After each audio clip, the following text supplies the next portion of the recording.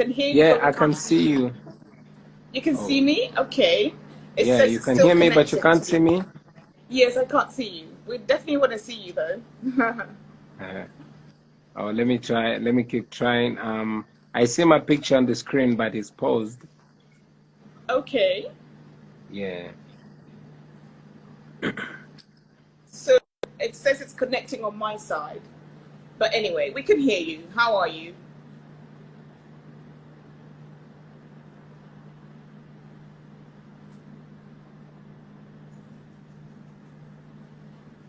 We seem to have lost him.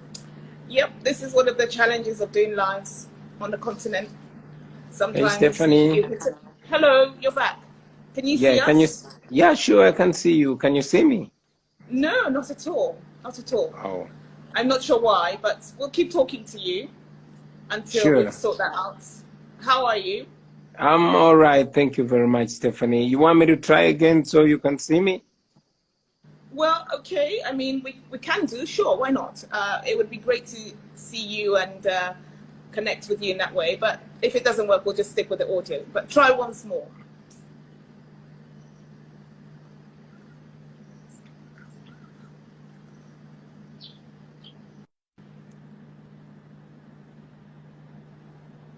So, yes, let's try to get Bobby Wine back on.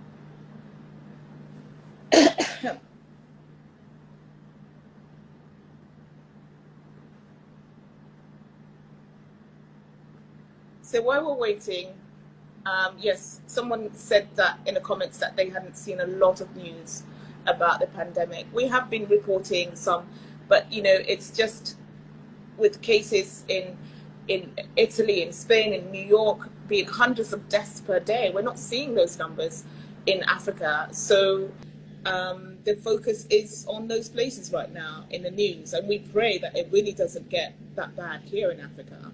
But we're trying to bring you the news via mediums such as this, via our website, also via CNN International.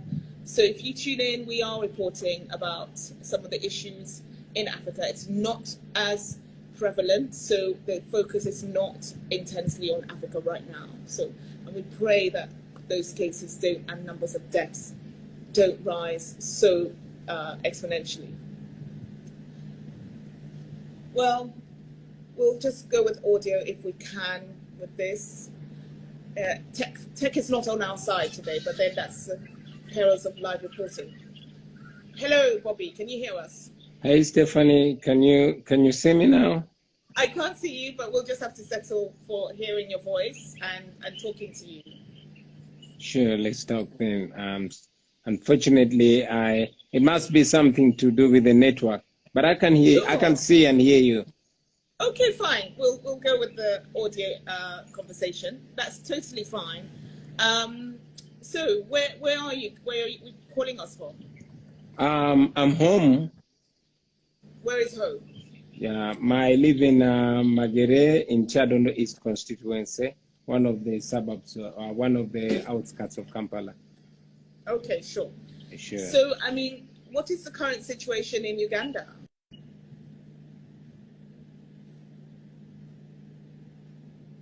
Can you hear me? Can you hear me? We seem to be having connection issues.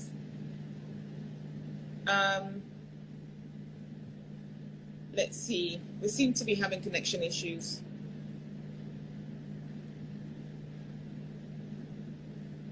Well, we'll try one last time with Bobby Wine. If we don't get him back, then we'll definitely try and get him back again. And then we'll go to Temi. Temi is an amazing young woman. Oh, hey, you're back. Hello.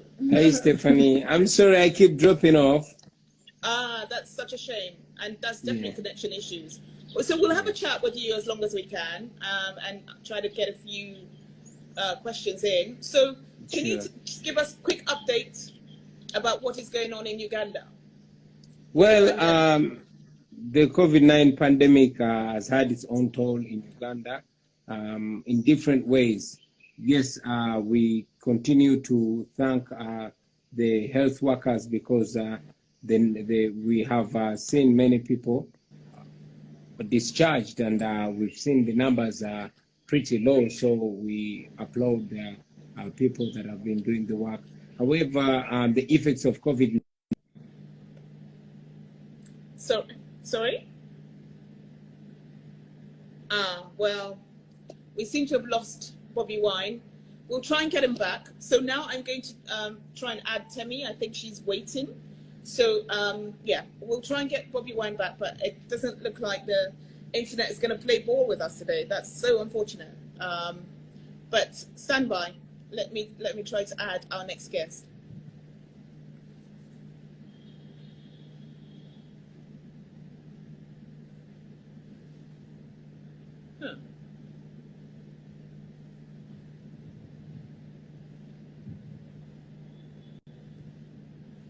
Okay, I don't see her right now, but we'll try again. We'll try again and see where we get to. Otherwise, oh wow, amazing, amazing. We tried one last time and there you are. Can you hear us? Sure. Yes, Stephanie, I can hear you. And now we can see I was saying, now you can see me. Yes, we can see you. I'm glad. Yeah. Okay. Like I was saying, people continue to suffer. We have a population that is poor in some parts of Uganda. The poverty rates are as much as 84%, for example, in Karamoja. So because many people work from hand to mouth, and the lockdown has been ongoing for a while, recently extended, people are stranded.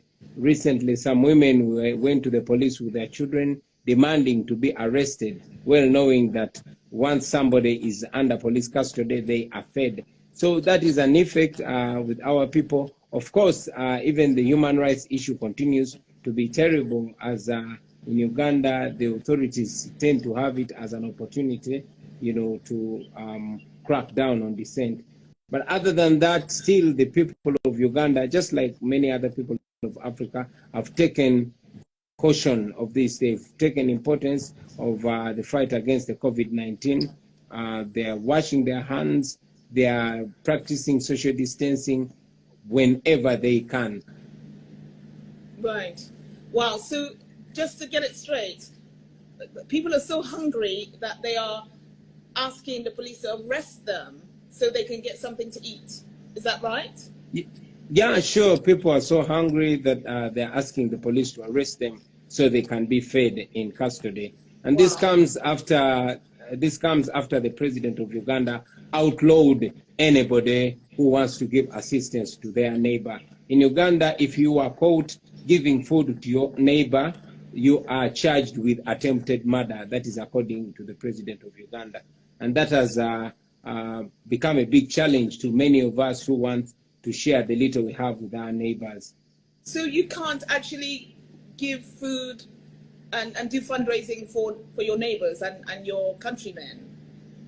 Yeah, sure. As we speak now, my fellow member of parliament, Honorable Francis Zake, who represents Mitiana municipality, he's in detention. He was badly tortured, and his crime was offering food relief to his constituents. So wow. That's a challenge on the side of leadership amidst this COVID-19 pandemic.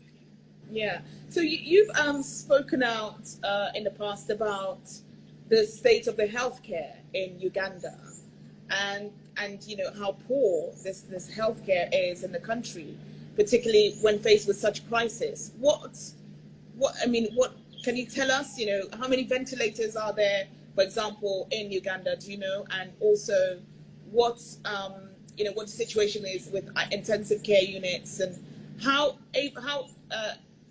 is Uganda able to cope if the numbers of cases rise significantly? Well, we are all living under fear should the coronavirus cases rise significantly. Uganda in particular has an ailing healthcare system. And indeed, myself and many other leaders have been calling upon the government to invest in the healthcare system. Unfortunately, most of our elite class have been getting their healthcare attention from outside Uganda. That caused the continued rot in the healthcare system. It is almost satisfying to see that we are all stuck in Uganda and we are all going to face the same ailing healthcare system. And it's even almost amusing to see that the coronavirus affects the elderly much more, who are the majority in our ruling elite, and these are the people that have been ignoring the healthcare system. However, still it is our call to the government of Uganda and to the governments around Africa to prioritize healthcare, to prioritize health. Right now in Uganda, we just passed over 1 trillion Uganda shillings, but not even half of that has gone to the healthcare. We believe that it is time now to capitalize our energies and our efforts and all our focus on the healthcare system so we can be able to help the common people, but at the same time help the elite. So, but you're a lawmaker, you're a politician in the country. What will you do differently, or what efforts are you making to improve that healthcare system? Unfortunately, to improve the healthcare system and all other sectors in Uganda today will not only take legislation. It takes a fundamental change, as it is clear that the parliament in Uganda has been reduced to more or less a talk show. All the power is concentrated in the hands of the president. It is not the rule of law that functions in Uganda, but it is ruled by law. Otherwise, if it was the rule of law, you will not find a member of parliament in detention today for extending food relief to his constituents. We continue to sensitize the people of Uganda, calling upon them to take charge of their country so that all decisions that are being made in the benefit of the people. I sit in the same parliament that while the rest of the leaders are cutting their salaries to make sure all that money goes to the relief of their people, in our own parliament, members of parliament awarded each of themselves 20 million shillings to go through this situation. So many times I disagree with the parliament that I sit in because it comes off as an impotent talk show. So you're a bit of a lone voice in a sea of sycophants, is that what you mean? I'm not alone, I must say. There are many legislators that are standing with us, and even the people of Uganda. It's just unfortunately, the ruling party has very many members of parliament, and it is clear that many of them were rigged into the parliament, which parliament is only a rubber stamp of what President Museveni wants. Right. So we saw a video of President Museveni working out, doing press-ups in his office recently. And, you know, he was urging Ugandans to stay at home. What did you make of that video when you saw it? Well, are you still seeing me? Yes, yes. Well, I can't see great, you, but great. I can hear Sure. you. It is nice. It's interesting to see the head of state encouraging Ugandans to work out. That is the same thing that we've been doing practically, but not in words. However, it's also important for the head of state to relate with the people that he is leading, because close to 80% of our people are living under the poverty line. They don't have the luxury of a spacious place to work out from. And as a young man, as a former boxer, I used to work out so much, and I know there's only one fuel that makes somebody work out, that is having food. It's important for the president to be reminded that the people have no food. The people are so hungry, so it is hard to work out. Are you saying that there have been no relief efforts at all on the part of the Ugandan government in the wake of the lockdown, or is it just not getting to people quickly enough? What relief efforts have been made?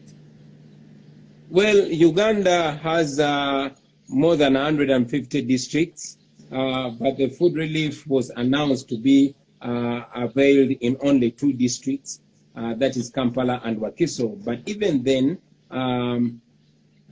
very, very few people have been reached in these districts. It is in these very districts that women are carrying their children to the police stations and demanding to be arrested so they can be fed. This is happening in the districts where food aid is supposed to have reached everybody. Wow. So it has been our call upon the government to ensure that food relief reaches all corners of the country. And again, it has been our request that the president does not politicize this, that he allows all of us Ugandans to do the little that we can do. This is not a political issue. This is an issue of Ubuntu. We are Africans. There's absolutely no way I can have a second plate of food when my neighbor is starving. So all we ask of the president is not to charge us with attempted murder when we make an effort to help other Ugandans. It should be an encouragement. We should encourage all Ugandans to share with other people. It would be a shame for us not to have one death of corona, but having more than 10 deaths of people dying of hunger and torture in this corona pandemic. Yeah, I mean, it's not just in Uganda. That's what we're hearing all across some parts of Africa. In Nigeria, we just did a report on CNN about people saying that they would rather die of coronavirus than being hungry. So it's certainly a continent-wide issue, and I would, you know, in later series, we'll definitely speak to someone in Uganda, in the Parliament, Uganda government, to find out why people would be charged with attempted murder for trying to give relief efforts and fundraise. But yeah, so we'll come back to that issue, definitely. Let's go to something lighter. You've released a song to raise awareness in the early days, to raise awareness about coronavirus. Can we ask you to sing a line from your song, which has been very successful and has had over 1 million views and on YouTube? Can you sing a line from this song and tell us what inspired it? Sure. Here we go. The bad news is that everyone is a potential victim, but the good news is that everyone is a potential solution. Were those the lyrics? I don't want to forget my own song. The coronavirus is sweeping over mankind. Everybody must be alert. It's a global pandemic we can never take for granted. In my native language means everybody must be concerned and everybody must take charge. Right, fantastic. I love that. It's such a catchy song. So what actually inspired it? I mean, why did you want to make a song about this, about coronavirus? I think everybody or everyone of God conscious has got to raise their voice. Everybody that has influence, everybody that has 1 or 2 or 3 or 10 people listening to them should raise their voices, should create as much awareness about this pandemic. Our biggest weapon is knowledge. Our biggest weapon is awareness. So as an artist and as a leader, it was, you know, it's my responsibility to create awareness. But this song came out of a casual conversation with my brother Nobian Lee in studio, and we were wondering what we can do as artists, as edutainers. We call ourselves edutainers because we educate while entertaining. So it took us maybe 2 to 3 hours to come up with the idea and get that song done. It is the shortest song that I've done in life, but I'm glad that it was able to communicate far and wide. Excellent. So, you know, we've talked about what the government in Uganda is doing wrong and what is not going well. Is there anything, according to you, that they are doing right? I mean, is there anything that is working? Yeah, sure. The lockdown is working, I must say, and the guidelines that were put there by the Ministry of Health are working. I applaud the Ministry of Health. I applaud the government. Our numbers, our cases in Uganda are low. We thank the Ministry of Health, you know, and we have been able to discharge some people. So the lockdown is working. I only wish we could give alternatives. I only wish we could think further than the restrictions, and then we think of measures of seeing our people go through this comfortably. I think it's important to get the people of Uganda involved. Let them understand that this is not about oppressing them, but it's about saving them. Let us show them that we actually care about them. And in times like this is when the relationship between the leaders and the citizens is supposed to be solid. We're supposed to work together. So yeah, the government of Uganda has done some good, but we can certainly do better.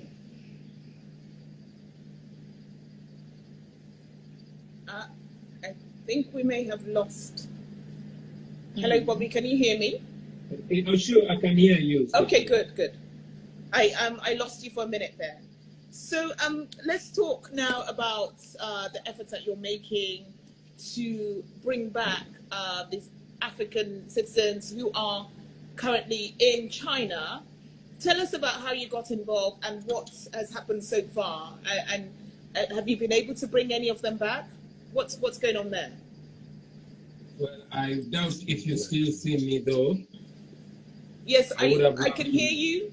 We can't really see you, but we can hear you, and we'll settle for that. Certainly, for as long as the voice is there.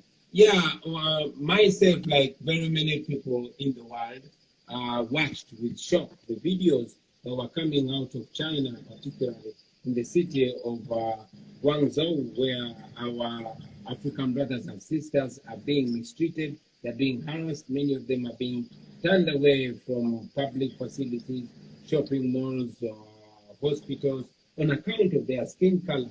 And we saw many of them stuck on the streets, having allegedly been evicted from their residences. It disturbs me just like I expect it to disturb any African, any human being under. Together with many other friends, we go together and started the conversation with a brother, Neil Nelson from the Atlanta Black Stars, offered the opportunity which we built on to repatriate these brothers and sisters from China. And yes, we are having those efforts. We are glad to inform them that we have already arranged to airlift them. Everything has been paid for. All we are lacking is the opportunity to be accepted in any country, preferably an African country. So we are waiting for confirmation from a few that we have reached out on. We've also partnered with many other sons and daughters of Africa in this initiative. We have reached out to the African Union and all the African heads of state seeking for their attention on this matter. I want to thank in a very special way Brother Neil Nelson, Brother Professor P.L. Olumomba, Brother Julius Malema, Brother Musi Maimani from South Africa, Brother Buju Banton and Anthony B. from Jamaica, and Brother Mr. Vegas. I want to thank my sister Opendo, the Member of Parliament from Tanzania, and many other leaders and artists and influential people in Africa that are partnering with us to not only repatriate our brothers and sisters, but also to create awareness about the plight of our people in China. We think this should be the last time an African is disrespected on account of their skin color. Okay, well, thank you so much. I'm going to end the conversation here because we're struggling to hear you properly. It's, the network is dipping in and out, but it's been fascinating. And thank you for joining us. Thank you for being a good sport. And, we'll see when this, when you manage to bring the citizens back, perhaps we could have another conversation with you then. But thank you again, Bobi Wine, for joining us. Thank you, Stephanie, for having me. Take care.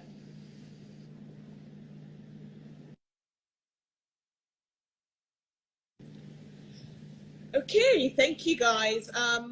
As you can see, we had some challenges with the network there, but we got some good quality conversation out of Bobi Wine. And sorry I couldn't get to all of your questions, but we're having challenges. So let me see if Temi Giwa is still with us and has requested, or if I can add her to this chat, because she is a really remarkable young lady, and I would love you guys to find out more about the great work she's doing here in Nigeria.